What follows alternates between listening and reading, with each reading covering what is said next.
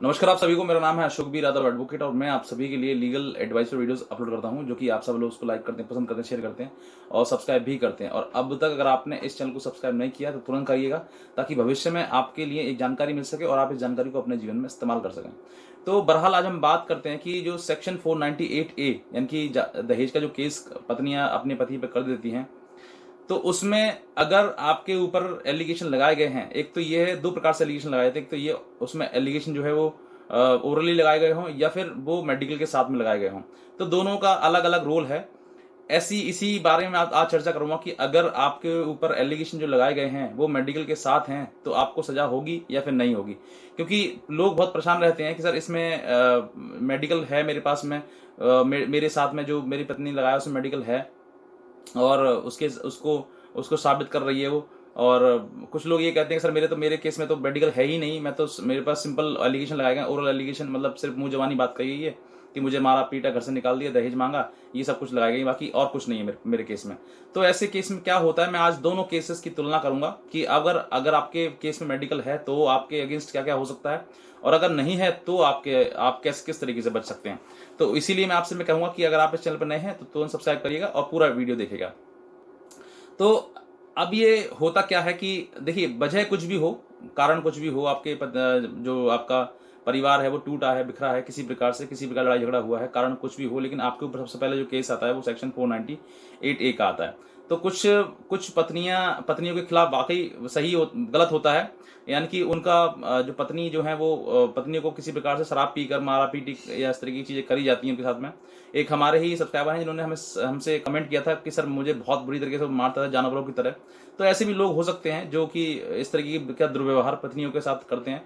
लेकिन कुछ पत्नियां ऐसी भी हैं जो पतियों के साथ बहुत बुरा दुर्व्यवहार करते हैं, जो कि कोर्ट भी आज के टाइम में देखता है कि इस तरीके के संगीन अपराध एक पति और पति के परिवार पर लगा दिए जाते हैं, जिनका कोई क्या कहा जाए कि मतलब उनको मुंह से कहते हुए भी एक अलग भाव होता है कि अगर इंसान इस तरीके के एलिगेशन लगाएगा तो साथ में कैसे रह पाएगा। तो ये जो चीजें हैं, इनकी एलिगेशन जो है, मैं सिंपल बात करता हूँ, साधारण बात की, जो अगर आपके ऊपर case section 498A 323 504 506 503/4 DP act में अगर लगा दिया गया है, साथ में अगर मेडिकल हो सकता है कि मारपिटाई का हो, तो वो 323 जो है वो आपकी स्ट्रॉन्ग ग्राउंड हो गया। यानी कि 323 मारपीट अगर उसके पत्नी के निशान पर मेडिकल आए हैं और बॉडी पर उसके कहीं निशान है, तो निशान की वजह से वो मेडिकल बन गया है। कुछ लोग कहते हैं सर झूठा बना लिया गया है, पत्नी ने झूठा बना लिया है। अब देखिए, झूठा बनाया हो सच बनाया हो, वो तो मेडिकल है। और मेडिकल में अगर किस तरह की चीजें, कोई इंजरी आ रखी है, फिजिकल इंजरी किसी प्रकार से उसमें आ रखी है, तो 323 जो है आपके स्ट्रांग हो गई। अब उसको झुटलाना बहुत मुश्किल है, क्योंकि जो जिसने बनाया है, मेडिकल बनाया है, वो भी उसको केस में आकर गवाही देगा, वो बताएगा कि सर जो मैंने जो लिखा है वो सब सही है। तो वो भी स्ट्रांग आपका जो 323 का जो आपके ऊपर बनी है, वो 323 का जो ग्राउंड है वो स्ट्रांग ग्राउंड हो गया।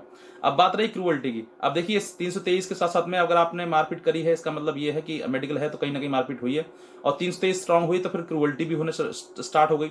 यानी कि सेक्शन 498 भी अपने आप में एक्टिव हो गया, क्योंकि कहीं ना कहीं वो मारपीट की गई है। और मारपीट की गई है तो वो जो बताइए कि पति और पति के परिवार द्वारा क्रूअल्टी होती है, उसमें जो भी नाम लिखा गया तो वो भी स्ट्रॉन्ग ग्राउंड उनका बन जाता है।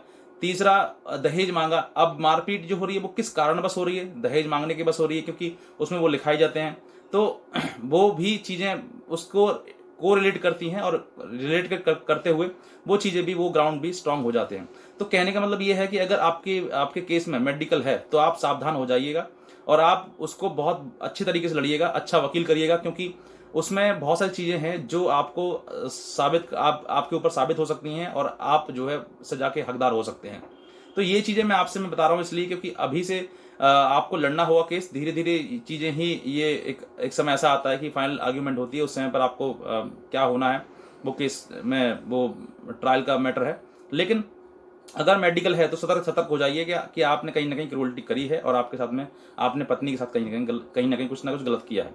दूसरा बात करते हैं कि अगर आपके पास में जो सेक्शन 498A का अगर आपके ऊपर केस लगाया गया है, और उसमें पत्नी ने कोई मेडिकल वगैरह कुछ नहीं लगाया, कोई रिपोर्ट कुछ नहीं लगाई गई है, और किसी भी प्रकार की हालांकि उसने जो ओरल एलिगेशन लगाए हैं, मारा पीटा, मुझे दहेज मांगा, घर से निकाल दिया, क्रूअल्टी की, ऐसी कई उसने चीजें लगा दी गई हैं, तो फिर वो जो चीजें, जो आधार है, जो सेक्शन, क्योंकि उसमें जो इंग्रेडिएंट हैं, मतलब कि एक सेक्शन को फुलफिल करने के लिए ज़रूरती चीज़ें हैं, वो उसमें नहीं है। इसका मतलब ये है कि वो केस बहुत ही कमज़ोर है, फॉल्स केसेस है, क्योंकि कोर्ट जो है वो ओरल एलिगेशन पर किसी पर भी आपका विश्वास नहीं करेगी। अगर जरा सा भी मुंह पति ने अगर सही तरीके से उसको केस को लड़ा तो 100% उससे बरी होगा पति और पति का परिवार।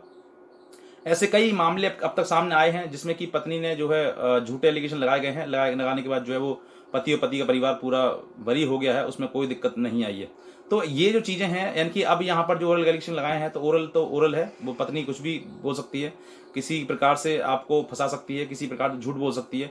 तो वो झूठ को साबित कैसे करेगी? झूठ को साबित नहीं कर पाएगी वो, जब उससे जो विपक्ष का जो वकील है जब उससे सवाल पूछेगा तो वो कहीं ना कहीं घूम जाएगी, और जब जहां जहां वो घूमेगी, जहां जहां अपने बयान से बदलेगी, वहीं पर वो उसका और कमजोर पॉइंट होता चला जाएगा।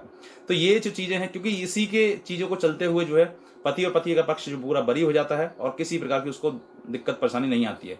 लेकिन जहां पर मेडिकल है वहां पर थोड़ा सा पति को जो संभाल कर चलना है, संभाल कर अपनी जो प्रोसीडिंग है उसको करना, अच्छा वकील करना, अच्छी से उसकी तैयारी करानी है, ग्राउंड्स अच्छे से बनाने हैं, ये जो चीजें हैं।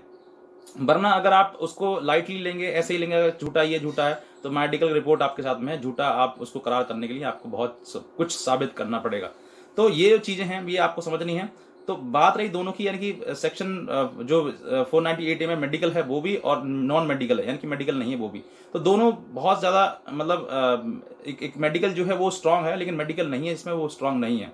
कहने का मतलब ये है कि आप लड़ते रहोगे और एक समय ऐसा आएगा कि आप उसमें से बरी भी हो जाओगे। तो ये जो चीज़ें हैं वो आपको समझनी है, देखनी है। अगर आपका केस ऐसा ही है कुछ है तो आप इन सब चीज़ों के बारे में ज़रूर स्टडी करें, समझें, अपने खिलाफ जो आपके एलिगेशन लगाए गए हैं उन एलिगेशन को आप झूठा साबित करने के लिए आप अपने जो सबूत वगैरह हैं उनको जुटाएं। तो इस चीज़ें आप कर सकते हैं। तो बस मैं इतने कहना चाहूँगा। बाकी और भी कोई आपके मन में सवाल है तो आप नीचे कमेंट में आप उसको लिख सकते हैं, पूछ सकते हैं। हमारा उसमें योगदान रहेगा कि हम उसमें हो सकता है कि आने वाले टाइम में उस पर वीडियो बना दें कोई। तो बस मैं इतना कहना चाहूँगा। बाकी आज की वीडियो देखने के लिए आप सभी का बहुत बहुत धन्यवाद।